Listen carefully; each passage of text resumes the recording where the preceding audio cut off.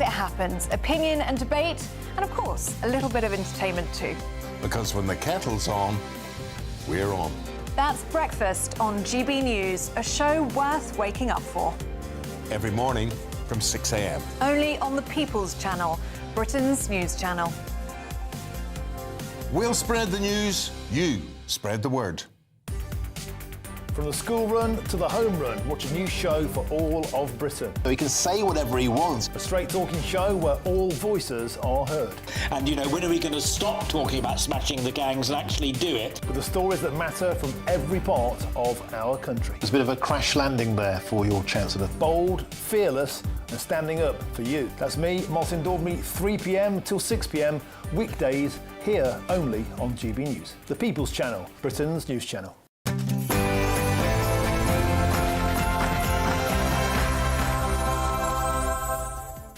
Good evening. You're watching State of the Nation tonight on GB News with me, Matt Goodwin, standing in for Sir Jacob Rees-Mogg. On tonight's show, should he stay or should he go? The Prime Minister is facing a growing political storm after Number 10 doubles down on welcoming an Egyptian-British activist to the UK who is accused of posting anti-Semitic and racist comments online. Overnight, Alaa Abd El Fattah issued an apology, but the Tories and Reform say he should be deported.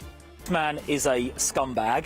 He has no place in the UK. And if I was Home Secretary, I would strip him of his British citizenship and deport him. They're prioritising either sort of political virtue signalling, as in this case, or just speeding up applications to clear the backlog, rather than putting the British people first. And stay tuned tonight to find out how Alaa Abd El Fattah used the European Convention on Human Rights, which removes certain good character checks for people claiming citizenship through family descent to become British. Why on earth? Many people are asking, are we giving out citizenship like confetti? Also coming up on the programme, according to bombshell new figures, a migrant becomes eligible for universal credit payments in this country every 43 seconds. And not only that, a new report has found that the annual cost of benefits for patients with stress and anxiety who claim they struggle to travel has risen by £750 million since the pandemic. There is something seriously, seriously wrong with the state of Britain's benefit system. We'll be debating that tonight. And finally, do you think that men are losing their work ethic? Well, Donald Trump's former Commerce Secretary says that young American men feel entitled to a comfortable life without having to apply themselves. Do you think he's right? And is the same thing happening here in Britain? We'll be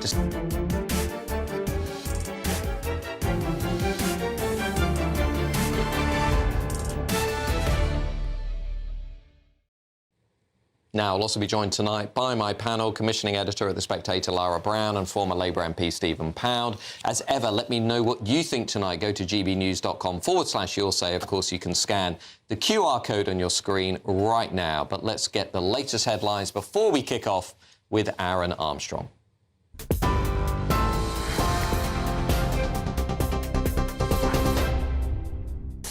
Thanks, Matt. Good evening to you. 2 minutes past 8 the time here in the GB newsroom. Donald Trump is hosting the Israeli Prime Minister Benjamin Netanyahu in Florida for talks on Gaza and Iran. The US president says the reconstruction of the Palestinian territory will begin very soon, and he threatened to knock the hell out of Iran if it rearms. Mr. Trump is keen for the Gaza peace plan to move to its second phase, although last week Israel's defence minister said its forces would never leave the territory. Mr. Trump was asked how quickly phase 2 could be put in place. As quickly as we can, but there has to be a disarmament, that we have to disarm with Hamas. So one of the things we'll talk about, certainly, but there has to be a disarming of Hamas. That's why this very great Prime Minister is here right now. We're talking about Gaza. We're talking about a lot of things. We have about 5 major subjects that we're discussing, and Gaza will be one of those subjects. President Zelensky has denied Russian allegations his forces launched a drone attack on one of Vladimir Putin's homes. Zelensky described the claim as typical Russian lies aimed at derailing peace talks following his meeting with Donald Trump in Florida on Sunday. Well, both leaders said progress had been made, but thorny issues, including territory, remain. Moscow's complaint comes after the White House confirmed a second call in as many days took place earlier between President Trump and the Russian leader. Moscow says it will now review its position in peace negotiations as a result of the alleged attack. Nigeria's President Tinubu has extended his sympathies to Anthony Joshua following a fatal road accident in which the boxer was injured in the southwest of the country. 2 people travelling with Joshua were killed. Officials believe his vehicle crashed into a stationary lorry while overtaking at speed on a busy highway north of Lagos. The 2-time heavyweight world champion was taken to hospital with minor injuries. 2 other people escaped unhurt. Downing Street's defended its campaign to secure the release of the British-Egyptian activist, despite the emergence of historic posts in which he endorsed the killing of Zionists and police. Alaa Abd El Fattah was recently released after years of imprisonment in Egypt. He was welcomed to the country by Sir Keir Starmer, who's now under pressure to revoke the activist's citizenship. However, the law does not appear to provide grounds to deport him. Mr Abd El Fattah, a leading voice in Egypt's Arab Spring uprising in 2011, has unequivocally apologised and says his words have been completely twisted.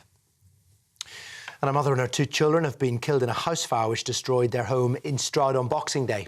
Gloucestershire police say a 7-year-old girl, a 4-year-old boy and their mother, aged in her late 30s, were inside the burning property but became trapped. They say their father, a serving officer with the force, managed to escape but was unable to save his family. Separately, a child has died with another taken to hospital after a house fire in Kent. Emergency services say 3 firefighters also suffered minor injuries in tackling the intense blaze in the village of Ham Street near Ashford. And those are your headlines. More coming up a little bit later now. It's over to Matt.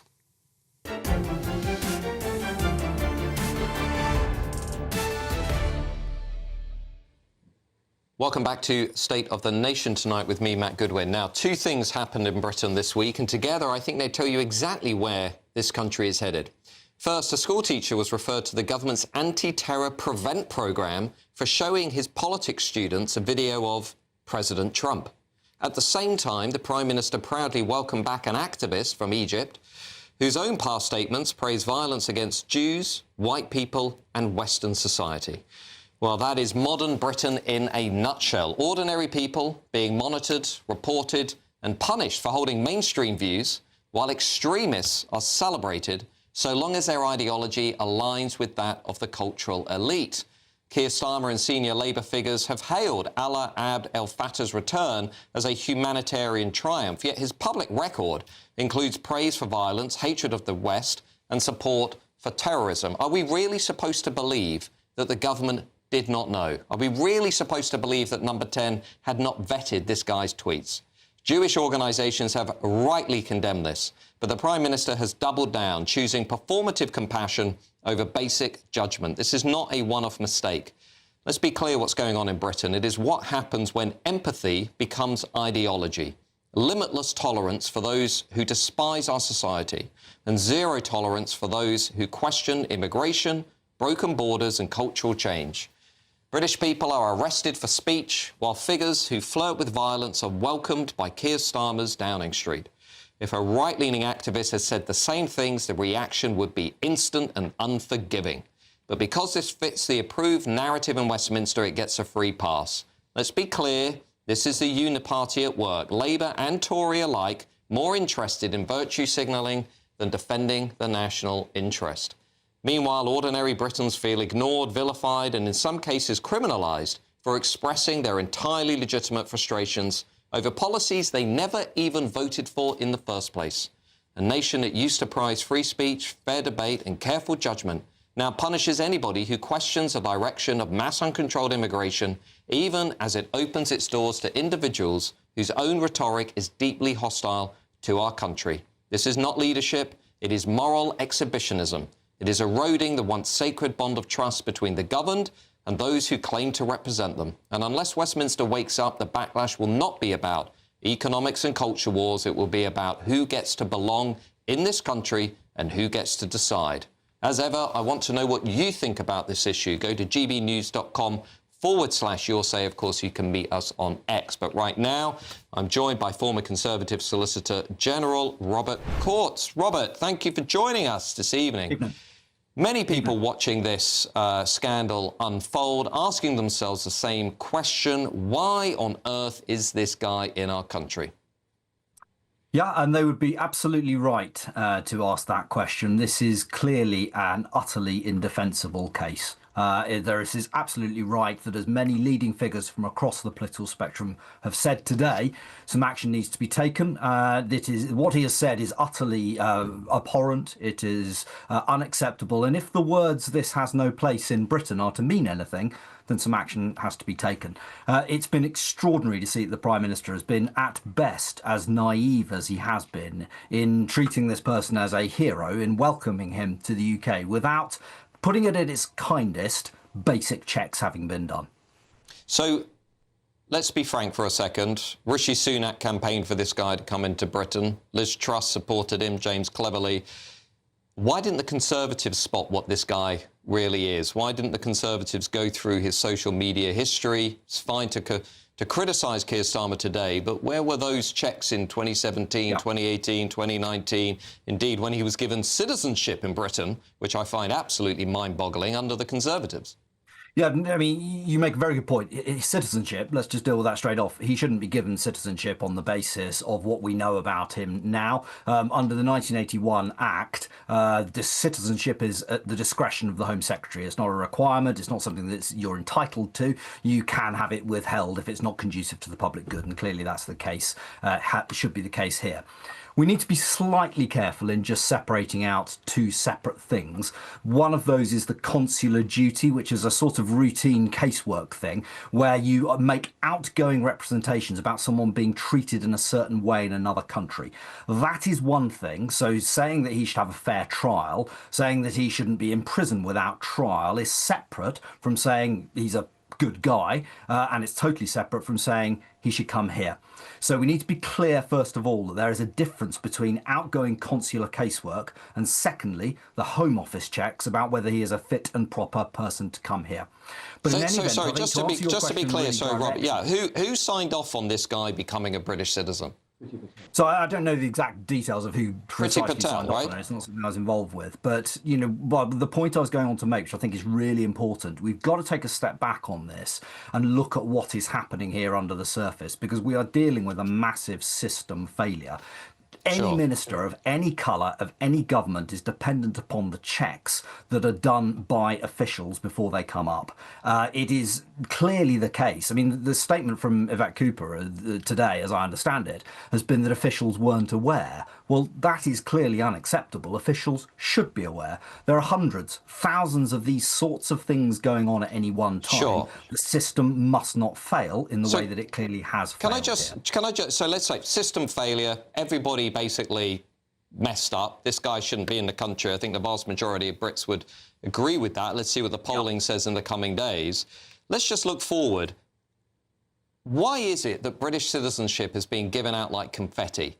When are we actually going to have a discussion in this country about citizenship coming not just with rights but with obligations? When are we actually going to start saying being part of this community that we all call home means something? And if we're going to allow people in, if we're going to tolerate people who do not tolerate us in return, we're going to destroy our own country from within. So how are we going to get past this? How are we going to solve this bigger issue, which is, what does it mean to belong in this country? Yeah, I mean, we're having this conversation now as a country. We're doing it on your programme. We're doing it out in the media. And this case will only make sure that that debate, quite rightly, is given much more prominence.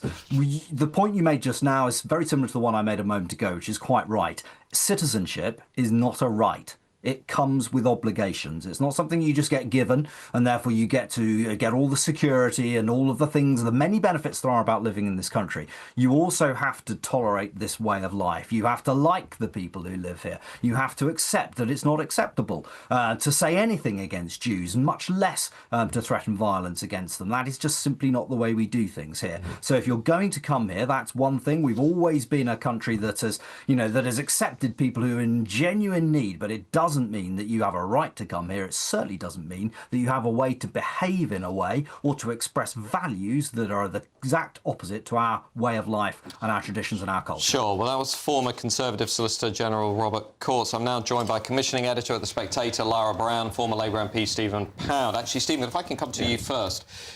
Labour. There is no such thing as a two-tier society. That is what Keir Starmer and Lord Hermer have told us for months now. Millions of people at home watching this show saying, why on earth are British people getting put into jail for sharing some hurty words on Twitter? And this guy's welcome with open arms after tweeting anti-Semitic, anti-white, anti-Western diatribe. I don't think two wrongs actually make a right. I think you're talking about the Lucy Connolly case, and I think we have to... I'm talking in general. Well, no, that's the only case that I can think of that... There's many more, Stephen. Many more people have been rounded up and put into prison for what they've said about mass migration and broken borders. How on earth can the Labour Party look at the country after this case and say we do not live in a two-tier society? Hang on a second. If you want to give me the names, dates and times of the other ones, I'm happy to talk to you. I can only know about one case where anybody's gone to prison for actually talking to me. We'll come to Lara Brown in a second. Answer the question, Stephen. What I'm saying here is, look, let's be Labour and the Tories, but neither of them got clean hands on this. The only people who got clean hands, in fact, are Reform, and they are in a glorious position of being able to say that, you know, this is not us. This particular situation, up until 2019, you couldn't get British citizenship unless you actually passed the Living in Britain test and you could speak English. And nowadays, even then, you have to actually pass a much more stringent test. This guy got citizenship, signed off by Priti Patel, Home Secretary at the time, because his mother was born in this country. Now, look, why on earth is such a high-profile case? Remember, his mother was supposed to do the Guinness Book of Records hunger strike. She's supposed to be on hunger strike for 105 days. This was incredibly high-profile. Anybody in government should have actually drilled down and done due diligence. Lara Brown. The thing I've been struggling with the last few days is we keep talking about system failure, and systems do fail, but this was an extremely high case at the time. This is a case that had James Cleverly tweeting things, doing everything he could to bring this man home.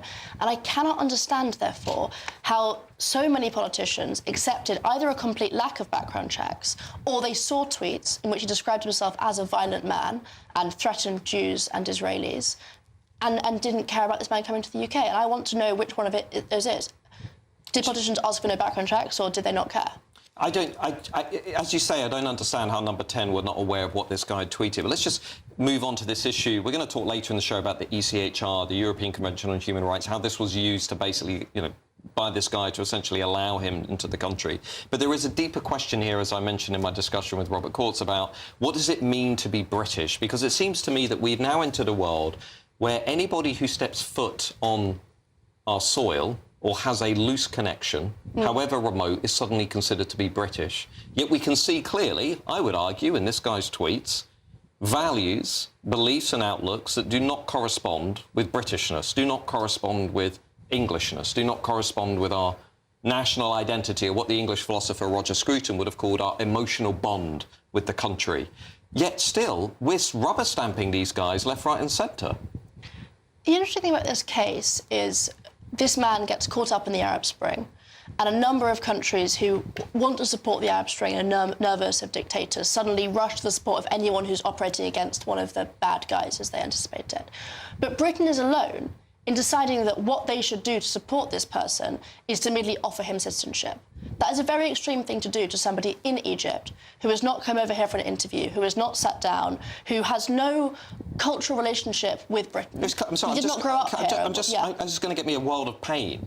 He's clearly not British. On any objective measure, this person is clearly not British. As he has said in his own tweets. As he has said in his own tweets. So as we read tonight, Stephen Pound, Keir Starmer and the Labour politicians in our briefing this evening, they don't think they are going to be able to deport him. They think the courts will not allow that to happen. Where does this go for the Labour government? A government governs. A government doesn't roll over. A government governs. We've got to do... Look, a couple of years ago, he was nominated for something called the Sakharov Prize, which was a peace prize by the European Union. The European Union did due diligence and said, no way, this guy's a wrong one. They withdrew the offer of the peace prize. If they can do it, why can't we do it? If they can deport people, why can't we do it? And I think to actually hide behind a smokescreen of ECHR, which has nothing to do with this particular case, or the British judges, or the European judges, it's just passing the buck on this. We can and we should deport him. I don't think that's true at all. Under the ECHR, I don't see how you deport this man, because this man was denied a free trial in Egypt for a very long time, and he's therefore European and Convention on Human Rights to a free trial will mandate him staying here. You would have to... Sorry, the decision is advisory on British courts, not mandatory. Yeah, we're going to come back and talk about the ECHR later on in the show. Can I just, Lara, just say one thing to you? I want to just say a word here about British Jews in this country who have just gone through a series of pretty horrific incidents. We've seen the debate over Birmingham, seemingly not allowing Jewish football fans into our second city. We've had the Manchester terrorist attacks, which resulted in the death of two people outside of a synagogue in Manchester. We've seen the Australia terrorist attack. We now have the government seemingly welcoming an obvious anti-Semite into the country based on what he has tweeted. What on earth is going on in the minds of the British Jewish community? I can only begin to imagine how, frankly, terrifying and difficult it has been to live in Britain since October 7th. There has been no strong reaction from the government against anti-Semitism. It has been a two-tier system in which anti-Semites are welcomed and people who object to immigration or express other views are locked up in prison. And now we have a situation in which the Prime Minister of this country has welcomed a man who has tweeted, informing Zionists that he is a violent person. Well, I should say we have a statement here from Alaa Abd El Fattah himself, who has said, looking at the tweets now, the ones that were not completely twisted out of their meaning, I do understand how shocking and hurtful they are, and for that I unequivocally apologise. Well, there we are. You're with me tonight, Matt Goodwin, on State of the Nation. Still to come, according to bombshell new figures that have just been released, a migrant becomes eligible for universal credit payments every 43 seconds in this country. Absolutely bonkers. We're going to be debating that in just 1 minute. You're with GB News, Britain's news channel. I will see you shortly.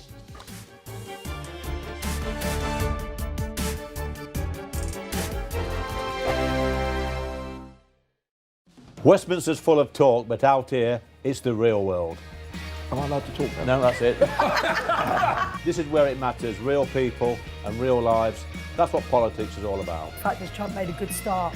No. Straight answers, no spin, and just a couple of pints. How many fingers have I got up? About 10. So join me for Lee Anderson's Real World every Friday at 7 p.m, only on GB News. The People's Channel, Britain's news channel.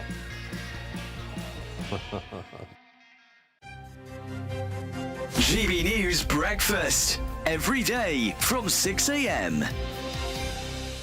It appears seem to need more time to do that. They definitely do. I mean, I think this country is becoming so ageist, it's not true. We're all being taxed, and when you think of the years and years we've all paid taxes, and, now they're having another go at us. They're taxing our pensions and everything that we might have saved for that rainy day. Certainly, when crossing a road, it is, if you are, I've got a bad knee, you've got a bad knee over there. We have problems. You have a few problems, Eamon. About everything. Yeah, but when you get across the road, you're frightened. I'm frightened of falling, because I think that's one of the major things of old people. They're terrified. I've had two friends in the last fortnight fall very badly and they're in hospital. And then you suddenly get this beep, beep, beep, beep on a crossing, and you panic a bit, and the cars are coming, and bicycles are suddenly there. It's all... Are people generally not very patient then? Because if there's an old lady or an old man crossing the road in front of me, I'd always stop. No, it doesn't matter. It doesn't matter. And if you're in a wheelchair, they probably run you over more. I mean, it's a terrible situation. It's not so much pedestrian crossings, right? It's the ones where it's lights. When Christopher quite right says about the beep beep beep and suddenly it says 10 seconds, 9 seconds. The countdown's stressful. Yeah, and can imagine it would be stressful for elderly people. trying to drag my leg across the road. GB News, the People's Channel.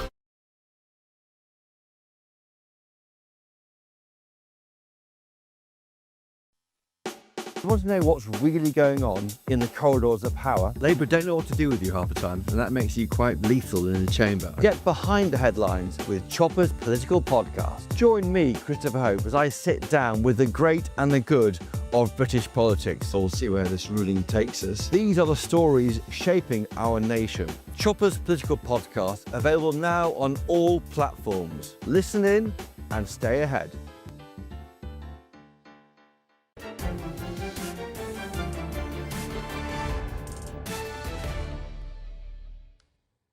Welcome back to State of the Nation. Tonight with me, Matt Goodwin, stepping in for Sir Jacob Rees-Mogg, who I'm sure is having a nice rest with his family. Now, is Britain sleepwalking into a welfare nightmare? I ask that question because new figures released this week suggest that a migrant qualifies for universal credit in this country, get this, every 43 seconds.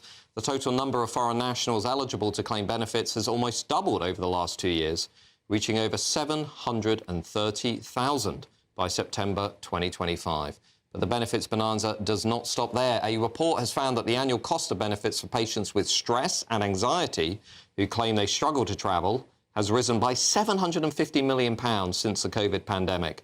Absolutely insane. Let's speak to my panel tonight about this expanding welfare regime in this country, which, by the way, British workers are paying for. Commissioning editor at The Spectator, Lara Brown, and former Labour MP, Stephen Pound. Stephen, if I can come to you first. The welfare state historically was a national welfare state designed to support national citizens who are paid into the pot over their lives, whose families are paid into the pot over their lives.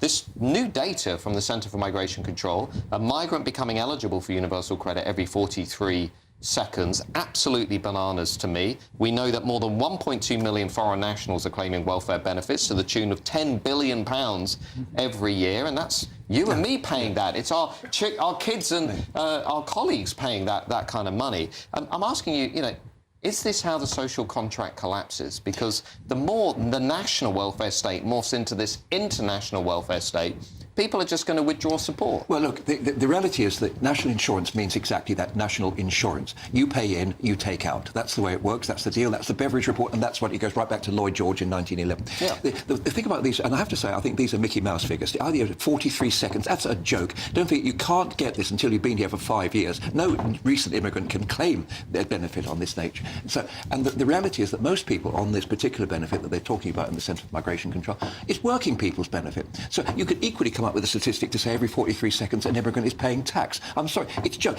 It actually glosses over a really, really important thing, the exponential growth of the welfare state, which is unsustainable. To actually bring it into immigration, I think actually demeans the importance of the state. Lara Brown?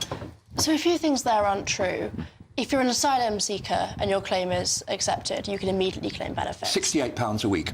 No. Once your asylum claim is effected, you're eligible for all benefits. That's before while you're being processed. £68 a week. OK, never mind. Then it's not true. But then moving on to indefinite leave to remain. Let's just be clear for the viewers at home. So when somebody comes here, they claim asylum, they're granted asylum, they're allowed to stay in the country. Yes. They become eligible for benefits. If it's granted, we're not talking about it. But in all fairness, Stephen, just to be clear, the vast majority of asylum claims are granted. Yes. We know that somewhere between 60 and 75% are granted. So they become eligible for welfare benefits. And then on to the 5 years figure. It's not that you're a working person and you've paid in for 5 years and you can get benefits. You just have to be in this country for 5 years. So we're seeing more and more people who come to the country and don't pay into the system and don't pay taxes, but because indefinite leave to remain is automatic, then qualify for those benefits. Well, it is no longer automatic, but how do they survive for those 5 years? But well, don't come to a country that you can't survive in. I'm not saying that. I'm just saying you say that they're not entitled to benefits for 5 years. So what do they live on for those 5 years? Well, if you look at the data on this, a lot of people in these situations are in partnerships, in families. So the families sustain them and pay for them. And what, for 5 years, then they pay benefits? But I think the more important question is... That rather destroys the argument, doesn't it? If they're coming here for family reunion and the family are paying for them, then what's wrong with that? What's wrong with that? Because after 5 years, they start to claim benefits. You see this happen over and over again. Most of them will start to work. Hang on, Stephen, the Migration Advisory Committee, and I don't mean to butt my head into this debate, but the Migration Advisory Committee... You're in charge, mate. You're driving the Migration Advisory Committee last week found that the relatives of migrant workers are costing the British people £5.6 billion. On average, £109,000 each. So they are a net fiscal cost. So, look, this isn't about demonising the people who are coming over, right? Many of them, they want a nice life and they want to, move out from Somalia, India, Pakistan. I get that. This is a humanitarian thing. I get it. But my question is, why are the hard-working, tax-paying, law-abiding people at home having to pay for this? Why don't we just do what some political parties in this country have suggested, which is remove all welfare benefits for people who are not British? Well, they are removed for the first 5 years anyway. After 5 years, they've got the choice. Look, there's a couple of things that we really need to get straight about. The idea that you get automatic ILR, indefinite leave to remain, and then automatic British citizenship, that's gone, that's finished. Listen to Shabana Mahmood. She's talking a lot of good sense about She's going to finish it. It's currently not finished. Look, the real key issue here is that this great liberal tradition that we have in this country has now been pushed to breaking point. Can we agree on that? I think we're at the stage now where, despite there's some people in the Labour Party who disagree with this, but the reality is we have actually broken the mould on this one. We've got to go and change. Whether it's an immigration thing, there's far, far more native-born Britons who are on the dole than there are immigrants. I'm more concerned about the whole country, the actual welfare. But I don't want to actually break it down into little, a piece here, an aggregated bit of immigrants here. The reality is that there are too many people in this country claiming welfare and not working, which is why our productivity is down, which is why our gross domestic product is only growing very slowly, and why we as a country are heading for a real disaster unless we can get our finger out. Laura, how do we fix this settlement? You've got reform saying no more benefits for people who are not British, no more social housing for people who are foreign nationals. We know, for example, that nearly half of all social housing in London has gone to households that are headed by somebody who was not born in Britain. You've now got these shocking figures from the Centre for Migration Control. How do we actually fix this? This comes down to one very simple fact, and that's that we cannot afford to provide welfare for the entire world. British taxpayer cannot fund that system, and we are moving towards that system quite quickly. So to fix this, you need to tackle the entire welfare bill. I think there's a lot of people, British and migrant, who are claiming benefits they probably don't need, and what they need is support in getting back into work, and that needs to be tackled. Labour won't tackle it. They voted against tackling it. That needs doing. But then we also have a serious question about what sort of migration we want. And we were promised that migration would be skilled, and it would be for people who are going to come to this country and pay taxes. And we need to move towards a system where most people who come here through legal routes are coming here to be net contributors, which means, moving towards the higher rate of tax. But we know that most of the people who have come through the so-called Boris wave have not been net contributors. Yes, exactly. That they have been, they've taken more out of the economy than they've put in. Hopefully that has been fixed now. Now you have to have an income, a guaranteed income, just under 30,000. I mean, I spent 22 years as an MP dealing with the biggest casework I ever had was about immigration. It used to take about 40, 50 cases a week. And what I used to have, somebody who'd come here as a care worker on minimum wage, guess what? They could then bring in 6 or 7 of their relatives in. That was a scandal. And I'm not going to say which political party was responsible for it. This country, we let it happen. Hang on, Stephen. The Labour government have just taken off the two-child limit, the two-child cap on welfare, which we know is mainly going to benefit families of Somali, Nigerian, Pakistani heritage. We do know that from Freedom of Information requests collected by the MP Nick Timothy. But anyway, the debate will rumble on. You're with me, Matt Goodwin, on State of the Nation, calling it, as always, as it is, still to come tonight.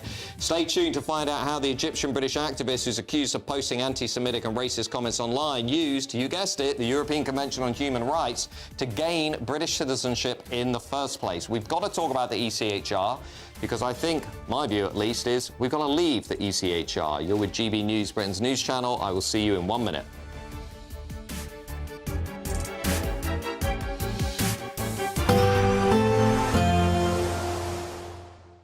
Dinner under the stars tonight? That reminds me of our travel insurance. You mean All Clear Skies? All Clear Travel Insurance sponsors GB News Travel Destinations Forecast. Hello there. Are you after some sunshine this Christmas period? There is some on offer, particularly if you're going to the Canaries. Plenty of sunshine here, but Madeira seeing outbreaks of rain for Tuesday and brighter skies for Spain and Portugal. Sunny spells here, 1 or 2 showers, but more settled across into Italy, parts of Greece where we'll see showers, some longer spells of rain at times, but particularly mild for the time of year, 15, 16 Celsius. Turning cooler here over the next few days, but increasing amounts of sunshine too. All Clear Travel Insurance sponsors GB News Travel Destinations Forecast. Good evening, welcome to your latest GB News weather update brought to you from the Met Office. A frosty night to come for much of Scotland, staying dry wherever you are, but there's still a brisk northerly breeze bringing that cold feel. We've got high pressure dominating our weather, that northerly wind moving in around that high pressure, and a cold front will push through the country. That will just introduce clearer skies to much of northern England as well as Scotland throughout this evening. Cloudier skies across Wales, southwestern England as well as parts of Northern Ireland. Here temperatures will be held up above freezing, but it's across much of Scotland where we're expecting a frost by Tuesday morning. So another cold start to the day on Tuesday, but there will be more in the way of sunshine throughout tomorrow.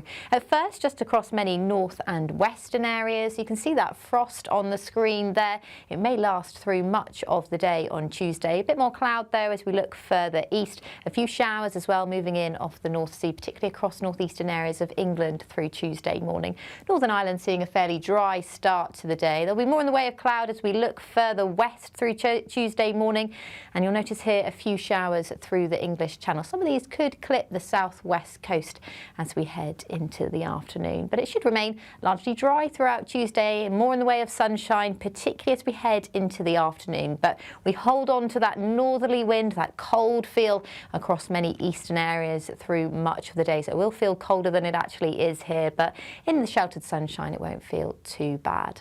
There's more sunshine to come into the rest of the week as well, but it will be a very cold start to New Year's Eve. Quite a widespread frost is expected. That could take much of the day to clear up, but there, as I said, there will be more sunshine. However, a few showers will move into the far north and west of Scotland as we see more unsettled weather and potentially some snowy weather arriving to start 2026. Bye-bye. Decisions made in Washington aren't just shaping America, they're shaping Britain too. From migration to global security, from crime to health. Whatever happens in the White House today will be felt in your town or city tomorrow. That's why The Late Show is live from Washington, D.C. Cutting through the politics to show you what it all means for Britain. The Late Show live every night at midnight. Only on GB News, Britain's news channel. Hi, I'm Michelle Dewberry, and my show is your opportunity to cut through all the noise and dive in headfirst to some robust debates. Ideas clash. Situation, no, isn't it? No, because the failure is you're deliberately avoiding my point. Nothing's held back. And if you think this is the end of it, wait for more. And we do not shy away from the difficult stuff. Sometimes I want to shake people and say, if only you understood. So join me on Jubes & Co weeknights at 6 p.m. only on GB News, Britain's news channel.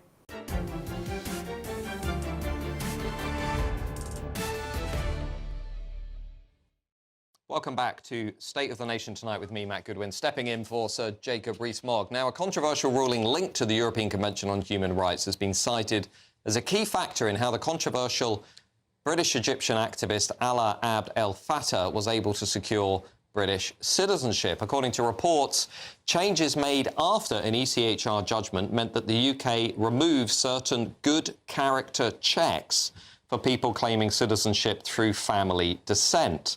Abd El Fattah qualified through his British-born mother, a process that critics argue limited the government's ability to scrutinise his background. Well, it's one thing after another load of ECHR nonsense. Is this a straw that broke the camel's back? Should Britain finally leave the European Convention on Human Rights? I'm joined now to discuss this by human rights lawyer Mahtab Aziz.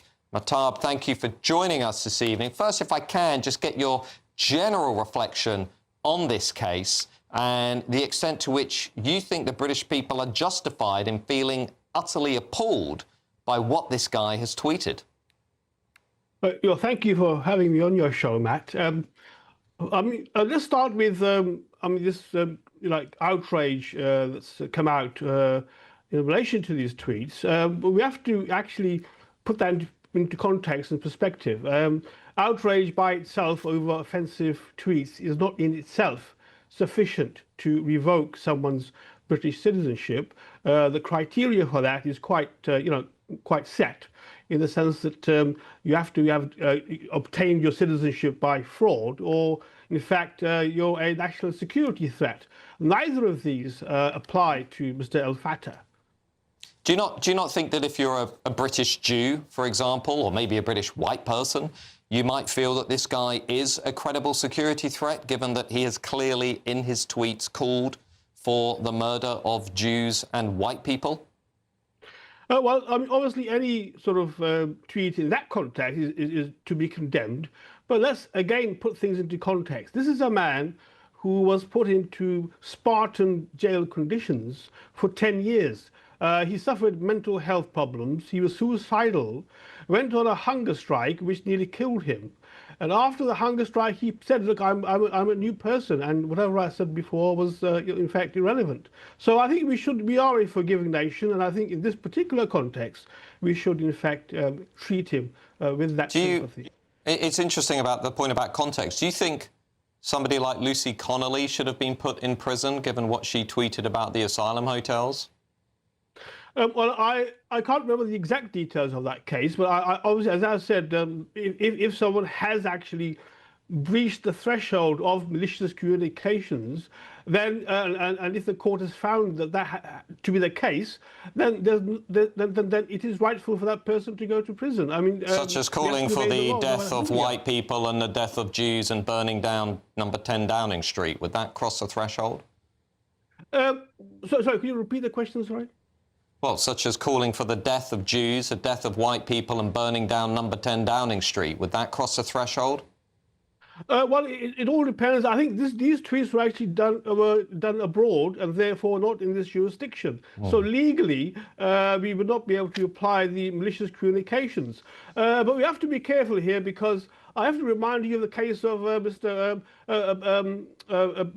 Barrett Brown, an American guy who came here and stood at the place where a British policeman was killed and put up a placard which said "Kill cops."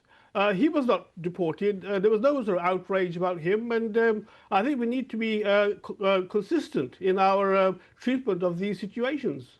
There are many people in this country, Mahtab, who will be saying, why is it that a convention like the European Convention on Human Rights, the ECHR, supranational laws that are above and beyond our UK laws, they dominate, obviously, our UK laws through the Human Rights Act, which entrenches the ECHR into UK domestic law. That was a legacy of Tony Blair and New Labour, obviously.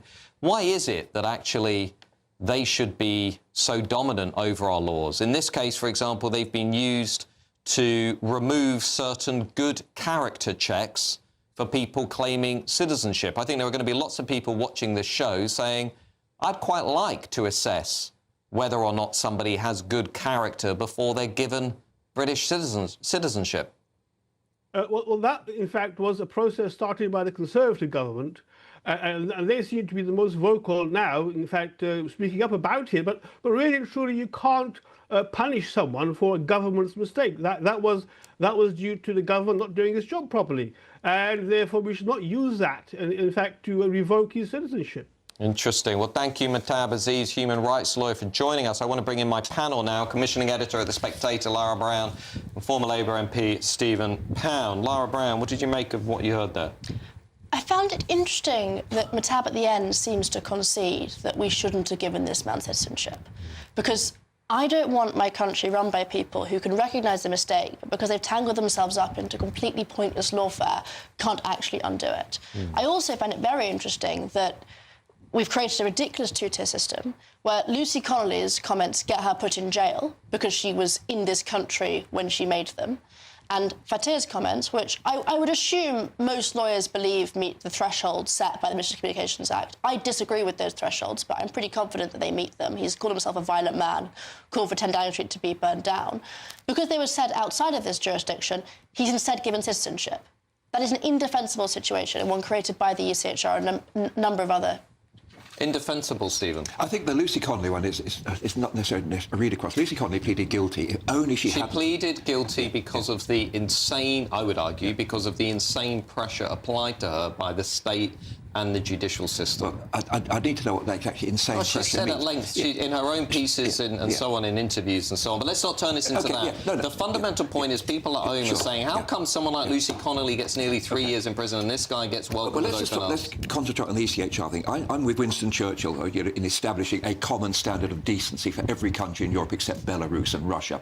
I think we should actually have that.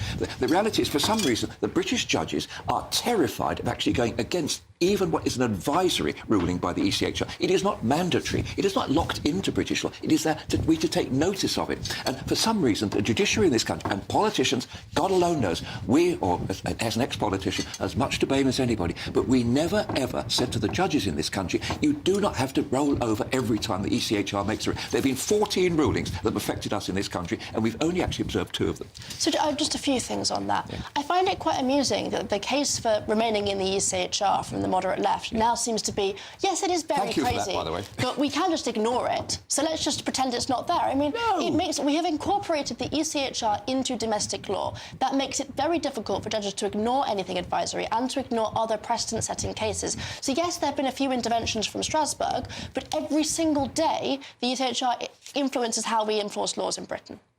We actually, don't forget, we have a judge on the European Court as well, so when it comes to the European Court of Human Rights, we actually have a voice on this one. But I honestly think that judges judge on this country. They judge in the context of the law of the nation. That is unarguable. And for some reason, we've actually not observed that. We've not observed that basic principle of, this country's needs come first. But the law of the nation includes the ECHR because of the Human Rights Act. Yeah. It sounds, Stephen, as though you're conceding that ECHR has gone way too far, because if you go back to the statements from Winston Churchill and Clement Attlee, as you mentioned, they were always very careful in saying we support the expansion of human rights so long as it does not undermine or subvert UK law. Now, what we see with this guy, like we've seen with, the drug dealers and the foreign criminals and the illegal migrants using Articles 3 and 8 of the ECHR, the simple point is this: if we don't control our laws, we don't control our borders. I agree. Shock horror. Stephen Pound, we agree. Well, there you go. Unbelievable news. Alaa Abd El Fattah has said this, by the way. I just want to repeat this, need to repeat this. Looking at the tweets now, the ones that were not completely twisted out of their meaning, I do understand how shocking and hurtful they are, and for that I unequivocally apologise. Well, you are with me tonight, Matt Goodwin, on State of the Nation, filling in for Sir Jacob Rees-Mogg, who I hope has got his feet up, sitting by a fire with a nice glass of wine or port or whatever else Jacob Rees-Mogg will be drinking at home. Still to come tonight. Do you think that men are losing their work ethic? Well, President Trump's former Commerce Secretary says young American men feel entitled to a comfortable life without having to apply themselves. Do you think that he's right? And is the same thing happening here in Britain? You're with me, Matt Goodwin, GB News, Britain's news channel.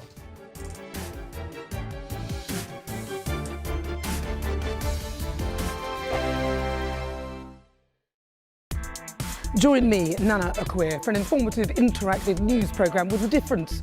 It's fun. No, he didn't say that, though. I'm so surprised. I think there's an element of truth to that. Join me from 3 p.m. every weekend, only on GB News, Britain's news channel.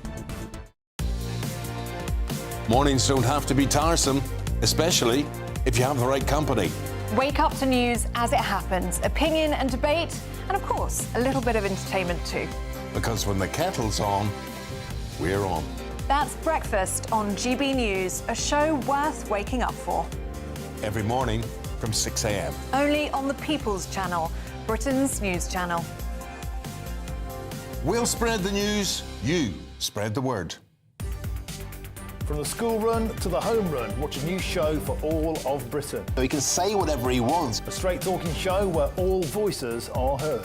And, when are we going to stop talking about smashing the gangs and actually do it? With the stories that matter from every part of our country. There's a bit of a crash landing there for your Chancellor. Bold, fearless and standing up for you. That's me, Martin Daubney, 3 p.m. till 6 p.m, weekdays, here only on GB News. The People's Channel, Britain's news channel. Westminster's full of talk, but out here, it's the real world. Am I allowed to talk now? No, that's it. This is where it matters. Real people and real lives. That's what politics is all about. In fact, has Trump made a good start? No. Straight answers, no spin, and just a couple of pints. How many fingers have I got up? About 10. So join me for Lee Anderson's Real World every Friday at 7 p.m. only on GB News. The People's Channel, Britain's news channel. You want to know what's really going on in the corridors of power? Labour don't know what to do with you half the time, and that makes you quite lethal in the chamber. Get behind the headlines with Chopper's Political Podcast. Join me, Christopher Hope, as I sit down with the great and the good of British politics. We'll see where this ruling takes us. These are the stories shaping our nation. Chopper's Political Podcast, available now on all platforms. Listen in and stay ahead.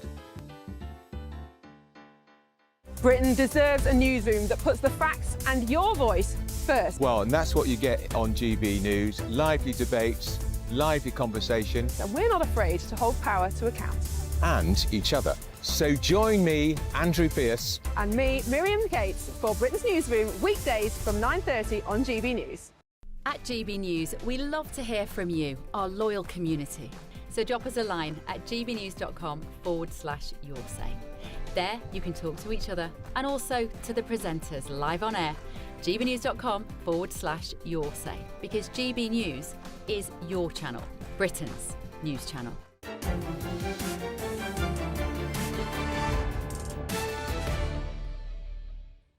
Welcome back to State of the Nation tonight with me, Matt Goodwin, standing in for Sir Jacob Rees-Mogg. Now, men are losing their work ethic and feeling entitled to a comfortable life without effort. That's a stark warning from President Trump's former Commerce Secretary, Wilbur Ross. The billionaire financier says young men have been coddled by growing up in a wealthy country, making them work shy and threatening long-term economic growth. While overall workforce participation among prime-age Americans is near a 25-year high, male participation has been falling for decades, particularly among younger generations. Now, this raises the question, have young men in the West become spoiled, entitled and lazy? I want to debate this with my panel, commissioning editor at The Spectator, Lara Brown, and former Labour MP, Stephen Pound. Lara, what do you make of this story from America? Are young men losing their work ethic? I don't think so, actually. I think this is really quite a harsh story. It's an unavoidable truth that there is a growing contingent of young people who enter the benefit system quite early and don't exit it and don't work. But I also think that the facts are that when you first try to enter the workforce at 18 or 21 or whatever you do, the deck is stacked against you in a way it never has been before. It'll be more expensive to employ you because you can only be paid less than someone who is older. So there's no point taking a chance on someone without experience. National insurance has gone up, again, harder to employ you. And businesses are struggling because they're being subject to enormous levies. They've got problems raised by net zero, and they've got increasing land prices making rents very high. So I think a lot of people are being disillusioned by an impossible to navigate workforce, but they would like to be working and would like those problems fixed.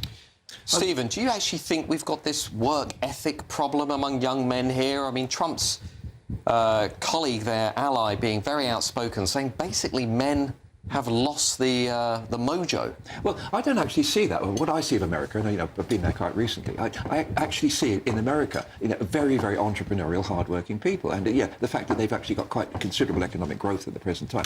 I don't know if Wilbur Ross is actually talking about young people or just young men, because I think that there is a certain difference there. Look, in certain parts of America, particularly parts of the South and sort of the industrial, the Rust Belt, Pittsburgh, there is a real problem similar to what we have in Scotland and South Wales. But your main substantive point here is about, is it easier to spend a day in bed or watching daytime television or going out and getting a job? And I think that brings us right back to what we were talking about an hour ago. Exactly. About the welfare state. Well, not quite an hour ago, but yeah, I mean, let's be frank. If I was 25 years of age, Stephen, just to push this a little bit, why on earth would I be, hustling to get out of bed and get a job if I can just sit on the welfare state, because I know Labour's never going to give up all this expansive welfare, and, well, if the immigrants on the welfare state, I might as well be too, and why should I bother going to work? And if I do build a business, I'm going to get taxed to high heaven, and the business rates are going to be too high, and it's too expensive to employ anybody, so I'm never going to get that off the ground. Why don't I just stay in welfare? Firstly, because, you're not that sort of person. You're not going to dive down into the gutter. Just because somebody next door is an idle so-and-so doesn't mean you're going to be like that. And I think that's to your credit, because you aren't going to simply emulate. What you're going to do is to actually lead and showing a good example. But look, the welfare state, the Labour Party is actually finally coming to grips with the reality of the burgeoning wealth. You know, don't forget. No, they're not. They're No, they're not. literally They have not doing just that. voted not They to fix are. the problem. If people on the far left are screaming left, right and centre about this at the moment. Well, the Parliamentary Labour Party of MPs has voted in Parliament not to significantly bring the welfare bill down. In fact, the welfare bill is going to go up for the next 5 years, according to all of the modelling. That doesn't seem like getting to grips with the problem. Well, it wasn't even the majority of the Parliamentary Labour Party. It's just 40 of them who objected particularly strongly. OK, well, it ain't going to go away. No, it isn't going to go away, and GB News is going to be here to debate it and watch it closely. Thank you for watching State of the Nation tonight with me, Matt Goodwin. Of course, you can find us all over social media. Don't go anywhere, though, because Patrick Christis, one of the favourites, is coming up next. Patrick, what do you got on the show tonight? Yeah, thank you very much, Matt. So, stupid, thick, thespian, lovey celebs who backed an Egyptian crackpot coming to Britain. They need to apologise. Starmer and Cooper, in the last few minutes, have said that they won't deport him. Somali daycare fraud is the biggest in American history. Import people from corrupt countries, get corruption, and find out what the Imperial War Museum has done now. Good stuff. Apparently, we're going to be going to the... All right, well... Expect warm spells with the odd rude interruption. Box Boiler sponsors the weather on GB News. Good evening.